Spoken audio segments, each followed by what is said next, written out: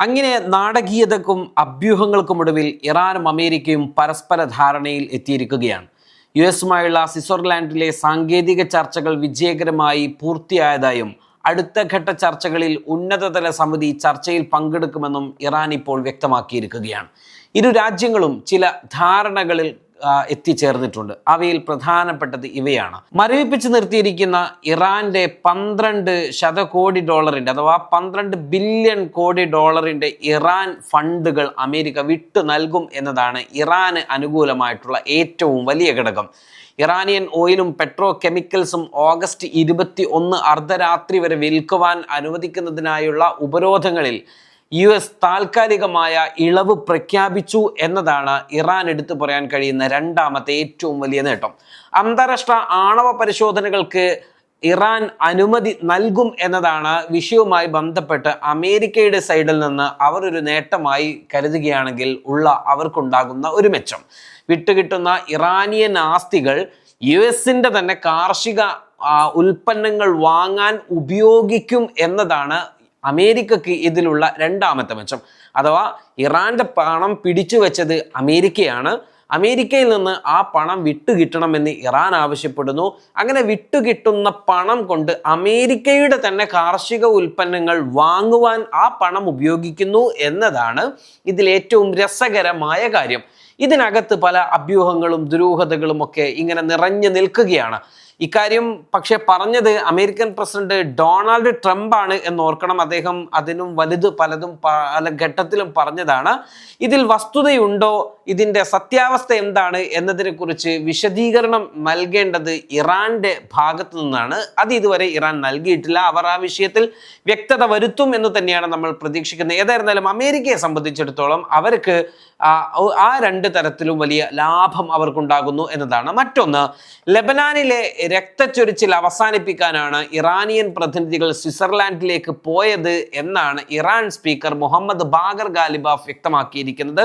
ചർച്ചയിൽ ലെബനാനിലെ ഇസ്രയേൽ ആക്രമണം അവസാനിപ്പിക്കണമെന്ന് ഇറാന്റെ ശക്തമായ ആവശ്യം അമേരിക്ക അംഗീകരിക്കുന്നതായിരുന്നു. മാർച്ച് 2 ശേഷം ലെബനനിൽ വ്യോമാക്രമണങ്ങളൊന്നും റിപ്പോർട്ട് ചെയ്യപ്പെടാത്ത ആദ്യത്തെ രാത്രിയായി ഇക്കഴിഞ്ഞ ഞായറാഴ്ച രാത്രി വന്നു എന്നാണ് UN-ന്റെ നിരീക്ഷണം. എന്നാൽ ഇസ്രയേൽ സൈന്യം പറയുന്നത് തെക്കൻ ലെബനനിൽ അധിനിവേശം തങ്ങൾ തുടരും, അത് തങ്ങളുടെ ബാധ്യതയാണ്, ഉത്തരവാദിത്തമാണ്, ഹിസ്ബുള്ളയെ ഞങ്ങൾ അടിച്ചൊതുക്കും എന്ന് തന്നെയാണ് ഇസ്രയേൽ പറയുന്നത്. ഇസ്രയേൽ പ്രധാനമന്ത്രി ബെഞ്ചമിൻ നെതന്യാഹു, പ്രതിരോധ മന്ത്രി Israel Katz, chief of general staff Ian Sameer എന്നിവരാണ് ഇക്കാര്യം വളരെ ശക്തമാക്കി രംഗത്ത് വന്നിരിക്കുന്നത്.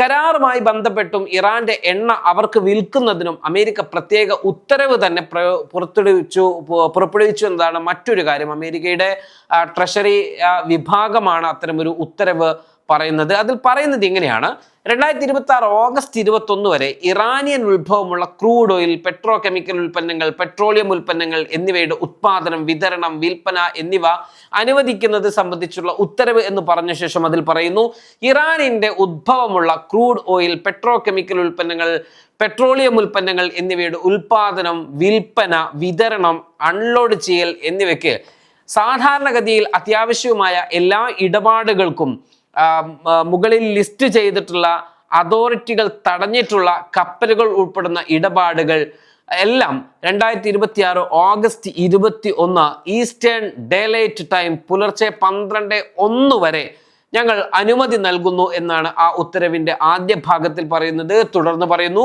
ക്രൂഡ് ഓയിൽ, പെട്രോ കെമിക്കൽ ഉൽപ്പന്നങ്ങൾ, പെട്രോളിയം ഉൽപ്പന്നങ്ങൾ എന്നിവയുടെ ഉത്പാദനം, വിൽപ്പന, വിതരണം, അൺലോഡ് ചെയ്യൽ എന്നിവയ്ക്ക് സാധാരണഗതിയിൽ അത്യാവശ്യമായ ഇടപാടുകളിൽ താഴെ പറയുന്നതും ഉൾപ്പെടുന്നു എന്നതാണ്. അത്തരം ക്രൂഡ് ഓയിൽ, പെട്രോ കെമിക്കൽ ഉൽപ്പന്നങ്ങൾ വഹിക്കുന്ന കപ്പലുകൾ സുരക്ഷിതമായി ഡോക്ക് ചെയ്യുന്നതിനും നങ്കൂരമിടുന്നതിനുമുള്ള ഇടപാടുകൾ, അത്തരം കപ്പലുകളിലെ ജീവനക്കാരുടെ ആരോഗ്യവും സുരക്ഷയും സംരക്ഷിക്കൽ, അടിയന്തര അറ്റകുറ്റപ്പണികൾ ഇത്തരം കപ്പലുകൾക്ക് നൽകൽ, അല്ലെങ്കിൽ പരിസ്ഥിതി മലിനീകരണം തടയുന്നതിനും സംരക്ഷണത്തിനുമുള്ള പ്രവർത്തനങ്ങളിൽ ഏർപ്പെടൽ, സംഭരണത്തിനുള്ള ഇറാനിയൻ ഉദ്ഭവമുള്ള ക്രൂഡ് ഓയിൽ, പെട്രോ കെമിക്കൽ ഉൽപ്പന്നങ്ങൾ, പെട്രോളിയം ഉൽപ്പന്നങ്ങൾ എന്നിവയുമായി ബന്ധപ്പെട്ട പ്രവർത്തനങ്ങൾ, vessel management, crewing, bunkering, piloting, registration, flagging, insurance, classification, salvage തുടങ്ങിയ സേവനങ്ങൾ ഈ പൊതു ലൈസൻസിന് വിധേയമായ ഇറാനിയൻ ഉത്ഭവമുള്ള ക്രൂഡ് ഓയിലുകൾ അഥവാ മുകളിൽ പറഞ്ഞ ഉൽപ്പന്നങ്ങൾ എന്നിവയിൽ ഇറാനിയൻ ട്രാൻസാക്ഷൻ ആൻഡ്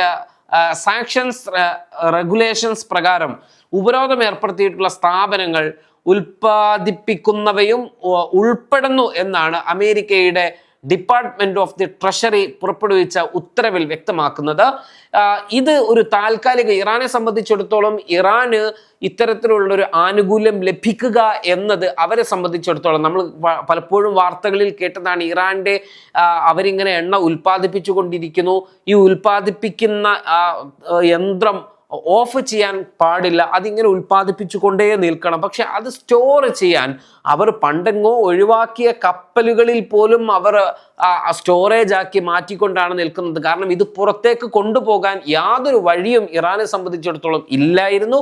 എന്നാൽ ഇപ്പോഴിതാ നമ്മുടെ രാജ്യത്തേക്കും അതോടൊപ്പം തന്നെ ലോകത്തിന്റെ അഷ്ടദിക്കുകളിലേക്കുമെല്ലാം എണ്ണ സുലഭമായി ഒഴുകാൻ പോവുകയാണ്. ആഗസ്റ്റ് 31 അർദ്ധരാത്രി 12:01 വരെ അമേരിക്ക അവരുടെ ഉപരോധത്തിൽ ഇളവ് പ്രഖ്യാപിച്ചിട്ടുണ്ട്. ആ ഇളവ് പ്രകാരം ഇറാന്റെ എണ്ണ ലോകത്തിന്റെ അഷ്ടദിക്കുകളിലേക്ക് എത്താൻ പോകുന്നു എന്ന ഇറാനെ സംബന്ധിച്ചിടത്തോളം അവരുടെ കയറ്റുമതിക്കും അവരുടെ വരുമാനത്തിനും ഏറ്റവും സുലഭമായിട്ടുള്ള ഒരു മുഹൂർത്തമാണ് കൈവന്നിരിക്കുന്നത്. അതോടൊപ്പം തന്നെ അവരുടേത് തന്നെ തടഞ്ഞു വെക്കപ്പെട്ട $12 ബില്യൺ ഏറെക്കാലമായി ഇറാൻ ആവശ്യപ്പെടുന്ന ഒന്നാണ്. അത് നൂറുകണക്കിന് ബില്യൺ ഡോളറുകൾ ഇതേപോലെ പല രാജ്യങ്ങളിലായും ഈ ഉപരോധം കാരണം കെട്ടിക്കിടക്കുന്നുണ്ട്. അവ വിട്ടുകിട്ടണം എന്ന ഒരു ആവശ്യം ഇറാൻ നേരത്തെ മുന്നോട്ട് വെച്ചതാണ്. ഇറാൻ നമുക്കറിയാം സാമ്പത്തികമായി ഉപരോധത്തിന്റെ നടുവിൽ വിങ്ങി നിൽക്കുന്ന ഒരു രാഷ്ട്രമാണ്. അമേരിക്കയുടെ ഉപരോധം നീങ്ങുന്നതോടെ, താൽക്കാലികമാണെങ്കിലും ആ ഉപരോധം നീങ്ങുന്നതോടെ ഇറാന്റെ സാമ്പത്തിക ശേഷിയെ അത് വളരെ കൃത്യമായി പുനരുജ്ജീവിപ്പിക്കുമെന്ന കാര്യത്തിൽ തർക്കമൊന്നുമില്ലാത്ത കാര്യമാണ്. അതോടെ ഇറാന്റെ ഉൽപ്പന്നങ്ങൾ അന്താരാഷ്ട്ര കമ്പോളത്തിൽ വിൽക്കാനും അത് മറ്റുള്ളവർക്ക് വാങ്ങുവാനും ഒക്കെയുള്ള പരസ്പരം ബന്ധപ്പെടുത്തലാണ് ഇത് നടക്കുന്നത്. മറ്റൊരു വളരെ പ്രധാനപ്പെട്ട ഒരു കാര്യം, അമേരിക്ക, നമ്മൾ നേരത്തെ ട്രംപ് പറഞ്ഞ കാര്യം, അമേരിക്കയുടെ കാർഷിക ഉൽപ്പന്നങ്ങൾ ഈ വിട്ടുകിട്ടുന്ന $12 ബില്യൺ അമേരിക്കയിൽ തന്നെ ചെലവഴിച്ചുകൊണ്ട് ഇറാൻ വാങ്ങണം എന്നാണ്. അതിന്റെ വ്യക്തതകൾക്ക് മറ്റൊരു കാര്യമുണ്ട്. പക്ഷെ നമ്മളതിനെ വിലയിരുത്തുകയാണെങ്കിൽ മറ്റൊരു കാര്യം ഇതിനകത്തേക്ക് കടന്നു വരികയാണ്.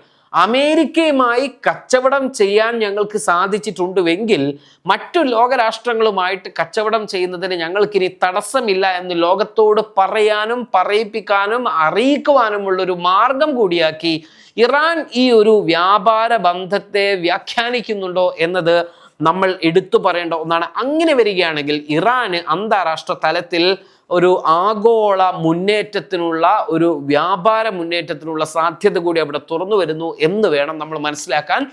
ആകെ മൊത്തം നമ്മൾ പരിശോധിക്കുമ്പോൾ ഈ കരാർ എന്തുകൊണ്ടും ഇറാന് അനുകൂലമായി ഭവിക്കുന്ന ഒന്നായിട്ടാണ് നമുക്ക് വിശകലനം ചെയ്യാൻ സാധിക്കുന്നത്. അമേരിക്കയെ സംബന്ധിച്ചിടത്തോളം അവരുടെ കാർഷിക ഉൽപ്പന്നങ്ങൾ ഇറാൻ തന്നെ വാങ്ങുന്നു. അവർക്ക് ആ ഇറാൻ തടഞ്ഞു വെച്ച പണം വീണ്ടും അമേരിക്കയ്ക്ക് തന്നെ സ്വന്തമായിട്ട് എത്തുന്നു എന്നതാണ് അമേരിക്കക്ക് അവിടെ നേട്ടം. രണ്ടാമത് ഇറാന്റെ ആയുധപ്പുരകളിലേക്ക് അഥവാ ആണവോർജ സംരക്ഷണ കേന്ദ്രത്തിലേക്ക് അവിടെ അന്താരാഷ്ട്ര ആണവോർജ ഏജൻസി കടന്നു വരുന്നതോടുകൂടി അതിൻ്റെ പരിശോധന എന്ന തരത്തിൽ കയറി ചെല്ലാൻ സാധിക്കും എന്നതാണ് മറ്റൊരു കാര്യം. ഇറാനെ സംബന്ധിച്ചിടത്തോളം ലെബനാനിലെ വെടിനിർത്തൽ അവസാനിപ്പിക്കാൻ കഴിയുന്നു. അതോടൊപ്പം തന്നെ തങ്ങൾക്ക് ലോക കമ്പോളത്തിലേക്ക് ഒരു കുതിച്ചു പോക്കിനുള്ള വാതിലുകൾ മലർക്കെ തുറക്കപ്പെടുന്നു. ഇവയൊക്കെയാണ് ഇറാനെ സംബന്ധിച്ചിടത്തോളം അവർക്ക് നേട്ടമായിട്ട് ഭവിക്കുന്നത്. ഏതായിരുന്നാലും ഈ 60 ദിവസത്തിനകം ഉന്നത തലത്തിലുള്ള മറ്റൊരു ചർച്ച കൂടി ഇനി നടക്കാനുണ്ട്. ഇപ്പോൾ സ്വിറ്റ്സർലാൻഡിൽ സാങ്കേതികമായിട്ടുള്ള ചർച്ചകളാണ് പര്യവസാനിക്കുന്നത്. അതിനിടെ ഒരുപാട് നാടകീയതകൾ നമ്മൾ കണ്ടതാണ്. ഈ സാങ്കേതികതകൾ കഴിഞ്ഞ് ഇനി ഉന്നത തല ചർച്ച കൂടി അടുത്ത ഘട്ടത്തിൽ നടക്കാനിരിക്കും. കൂടുതൽ വ്യക്തതകളും കൂടുതൽ കരാറിന്റെ വ്യാപ്തിയുമൊക്കെ വരും. അങ്ങനെ വരുമ്പോൾ യുദ്ധത്തിന്റെ തലം മാറും. അതോടൊപ്പം നയതന്ത്രത്തിന്റെ പുതിയ അധ്യായങ്ങൾ തുറക്കപ്പെടും. അത്തരത്തിലുള്ള ഒരു തുറക്കപ്പെടലുകൾ, കൈമാറ്റപ്പെടലുകൾ, ചർച്ചകളുടെ വേദികൾ സംജാതമാകൽ, വെടി നിൽക്കൽ, രക്തച്ചൊരിച്ചിൽ അവസാനിക്കൽ എല്ലാം നടക്കട്ടെ. അതിനിടയിലും വില്ലനായിട്ട് ഭവിക്കുന്നത് ഇസ്രയേൽ തന്നെയാണ്. ഇസ്രയേൽ ഒരു യുദ്ധം ഏത് ഘട്ടത്തിലും ആഗ്രഹിക്കുന്നവരാണ്. അവർ ഈ കരാർ ഏർപ്പെടുന്നതിനെ നഖശിഖാന്തം ട്രംപിനെ പോലും എതിർക്കുന്നവരാണ്. ഇസ്രയേലിനെ സംബന്ധിച്ചിടത്തോളം ബെഞ്ചമിൻ നെതന്യാഹുവിനെതിരെ ഇസ്രയേലിൽ വലിയ തരത്തിലുള്ള പ്രതിഷേധങ്ങൾ ഉയർന്നുകൊണ്ടിരിക്കുകയാണ്. അതുകൊണ്ട് തന്നെ ഏത് തരത്തിലും ഈ ഒരു കരാർ നടപ്പാകാതെ പോകണമെങ്കിൽ ലെബനാനിൽ പോയി ഒരാക്രമണം നടത്തുകയോ ഗസയിൽ പോയി മറ്റൊരാക്രമണം നടത്തുകയോ ചെയ്താൽ ഇറാൻ പിണങ്ങുമെന്നും അമേരിക്കയുമായി കയർക്കുമെന്നും വളരെ കൃത്യമായിട്ട് അറിവുള്ള തന്ത്രശാലിയാണ് ബെഞ്ചമിൻ നെതന്യാഹു. അദ്ദേഹം തൻ്റെ കുബുദ്ധി അവിടെ പ്രയോഗിക്കുമെന്ന കാര്യത്തിൽ ഒരു തർക്കവുമില്ല. അങ്ങനെ വന്നാൽ ഈ കരാറിൻ്റെ ഭാവി അനിശ്ചിതത്വത്തിലാകും. അമേരിക്ക എന്തായാലും ഇസ്രയേലിനെ കൈവിട്ടുകൊണ്ടുള്ള ഒരു രാഷ്ട്രീയത്തിനും മുന്നോട്ട് പോകില്ല എന്നതും നമുക്ക് വ്യക്തമാണ്. ആ അർത്ഥത്തിൽ ഇത് ഏത് സമയത്തും ഒരു തകർന്നേക്കാവുന്ന ഒരു കരാർ എന്ന് മാത്രമാണ് നമുക്ക് അങ്ങനെ വിശകലനം ചെയ്യാൻ സാധിക്കുക. Waytonikah.com, the exclusive Muslim matrimonial site.